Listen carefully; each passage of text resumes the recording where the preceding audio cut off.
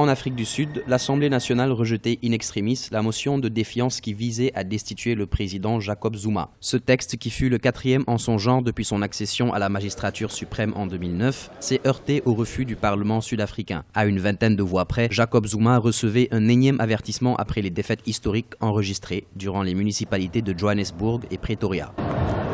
C'est lié à une tradition dans les pays anglophones qui est de tirer les bilans sur la marche et le fonctionnement de la gestion de l'État et d'en tirer des conséquences politiques immédiates.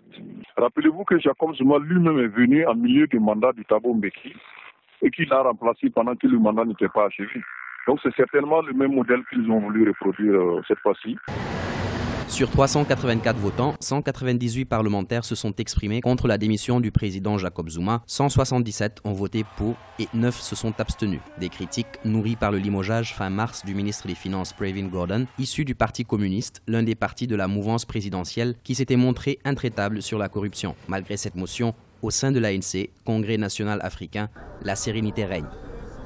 Il y a une partie de l'ANC qui veut changer la direction du pays. Mais il y a une partie qui lui reste fidèle.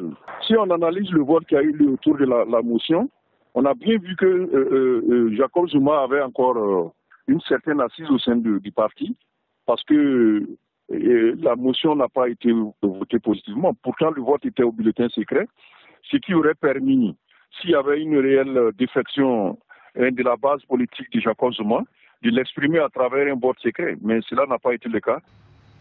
Le second mandat de Jacob Zuma prendra fin en 2019. En près de 10 ans, il a essuyé plusieurs critiques menant à de régulières demandes de démission suite au scandale politico-financier auquel il est mêlé.